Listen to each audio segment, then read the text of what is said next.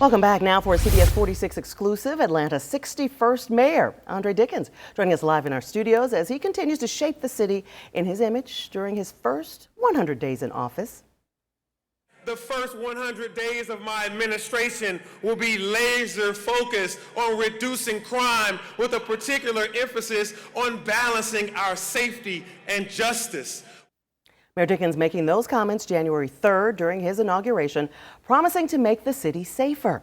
So first of all, I want to thank the mayor for bringing some time out of his very busy schedule to join us in our studios today and get right into some of what we have been noticing, Mayor Dickens. Gang violence, a big issue that we tackled earlier this week. Many people seeing the graffiti, all the shell casings from some of the gang-related shootings that we've had all across the city of Atlanta. And just yesterday, a known, according to Atlanta police, gang member shot an Atlanta police officer. Now, that's according to you all. Right. And right now, the governor's meeting to discuss a gang task force. What are you doing? What are we seeing done to combat some of this violence we're seeing? Yeah, absolutely. We have to make sure that we combat this gang situation that we're experiencing. This gun violence has gotten out of control, and I am working day and night with our DA, Fonnie Willis, our Fulton County DA, as well as the governor's office. I will be a part of that task force. It was unfortunate to have that gang member shoot our police officer. I had to hold his hand as he was in the emergency room, as he had 6 bullets that came from, he was just serving a warrant on an individual that had a rap sheet that was pretty lengthy for armed robbery. And so we're trying to get him off the street, and he decides that he wants to shoot this officer. So we have to get these gangs under control. I'm working with our school superintendent, Lisa Herring, and the APSPD to talk about gang intervention and gang prevention. But of course, the main thing is to stop the root causes of why someone would want to join a gang, by being able to give them opportunities to have, a good pathway to prosperity, mentorship, STEAM training, after school programs, sports, and those things, so that they don't get involved in this life. We're going forward after that right now. And this is your hometown, so you're seeing a lot of this gun violence. What we're noticing with the young people, the children out there, we're only 2 months into the year, but already it feels like people are getting shot just about every day. Most recently, a string of lounge shootings that we've seen making headlines for a straight week. How are you working both to make it safer for people to go out at night, add more officers to strengthen the ranks? What's going on with that? It's a sad state, but it's an interesting point that over the last 5 days, we have not had a murder in the city. Now, that's something not to necessarily applaud, but to also try to keep that going for the rest of the year. We want 365 days of no murders, right? But when we look at it, we've known that there are nightclubs and bars and lounges that are not being good actors. They are not de-escalating issues that start off in their restaurant or their club or lounge. They have to know how to de-escalate a situation when 2 aggressors are inside of a place that are having a dispute. Let one of them go outside, get them completely off the premises, let them go for 30 minutes, then you let the other one out. But what has happened is they let them both out at the same time, they run to their cars, and then a shootout ensues. And sometimes, unfortunately, innocent bystanders are the ones that are shot or killed. And so what we're doing right now is working with the nightlife leaders and talking to them about setting a standard. We're going full force with making sure that they understand that we're going to have a nightlife manager that's going to be a resource for them, but also setting the stage that those that have had recurring incidents where they serve after 3 o'clock, or whether they have violence that's happening, we're going to shut them down or crack them down and suspend them for a certain amount of time until they get right. Or if they don't, we'll have to suspend their license altogether. So this is about making sure that the good actors, the ones that do know how to manage nightlife, are able to continue. But those that don't know how to make sure they keep the peace and keep from breaking the rules, then they're going to have to suspend that. Now, I talked to you when you were running for mayor, and one of the issues that everybody brought up was the police chief, Chief Rodney Bryant. You were the only one of all the candidates who said you had no plans to fire him. You wanted to see what he could accomplish in those 100 days. What are your thoughts on how the mayor has handled what we've seen in your first 36 days?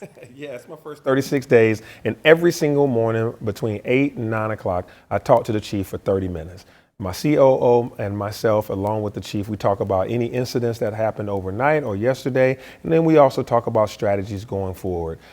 We are, really focused on making sure that we get on this nightclub, these issues there, as well as nuisance apartments. There are apartments that have just allowed anything to happen there. And so we're making sure that they maintain the peace on those grounds too.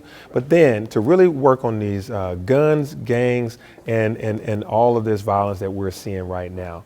So he's got 100 days. We got to bring the violent crime rate down and also make sure that we continue to hire more officers. We just had a recruitment class that we graduated, and our recruiting is going very well. The other part of this is to make sure that we keep the attrition rate down. Those officers that are already in the force, making sure that they stay on the force. And that's why I just opened the Unity Place that gives cadets a place that they can stay for 30 cadets, and we're going to open another one so that they have a place to stay as they're going through the academy. So is it safe to say you feel he's doing fine right now in these first month? Right. Well, we have 100 days of assessment. I'm giving him a chance as you guys give me a chance. All right. What topics? One of the other topics, affordable housing. You brought up apartments, and you've been working on initiatives to help, because on almost every corner there's an apartment, and they're high, and people are sending us emails that they're too high for them to be able to afford. What are you doing to help with that? Yeah, the rent is high in Atlanta at this point, all in the metro Atlanta.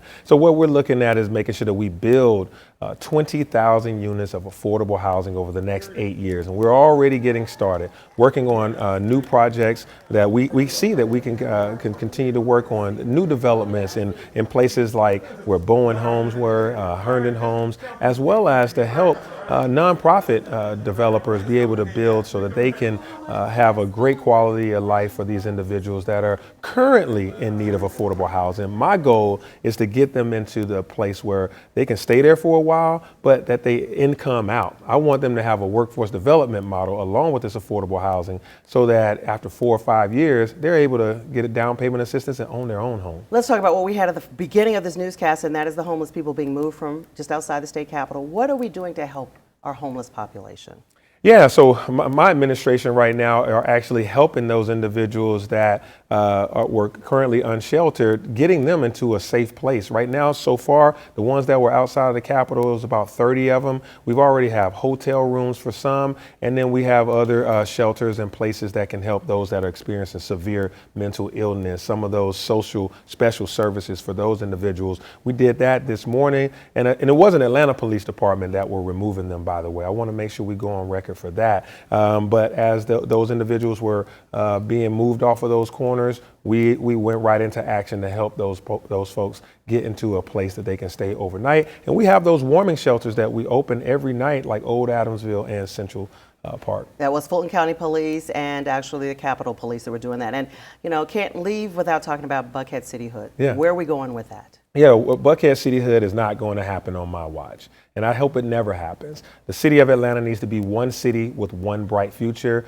and I'm glad to say that around October, a poll went out and 70% of Buckhead residents said they would vote to have a new separate city, but as of 2 weeks ago, those residents were re-polled, and now they're down to about 41% of them say they would want to start a new city. I think as we continue to get this message across that we're going to make sure that we have a safer city, a cleaner city, that we're picking up garbage, recycling, and yard waste every day, which we did this week. That's been a problem. That's been a problem. We got the sanitation situation squared away thanks to a lot of hard work. And every cabinet member, I required every member of my cabinet to go out for 3 hours and pick up trash. That's part of my Operation Clean Sweep. So everybody in Buckhead sees me out here working day and night with our team. I'm going to roll calls. I'm out here laying it all on the line for our police force, our firefighters, and all of our workers so that our citizens of Atlanta know that this mayor is hands-on and attentive to their needs. And I think Buckhead sees that and they want to stay. And the business community came out full force last week saying,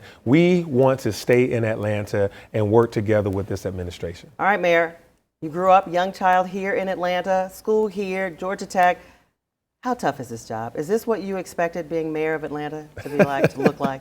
This is a dream come true. I'm in a dream job. I get to talk to you. I get to go around this city solving problems that I know we all need, but I also see the beauty in our city as I go every single day, north, south, east, west. I work from can't see morning to can't see night. As I say, they pick me up at 6 a.m. and I get in my bed about 1 a.m., start all over again. So what I like to say is the job, I kind of knew the shape of it, but the size of it is bigger, right? So I kind of know what it looked like, but it's a big job, and I'm excited by it and going at it every single day. And I say you do well with no sleep. Huh? You do well with no sleep. Mayor Dickens, thank you so much for joining us.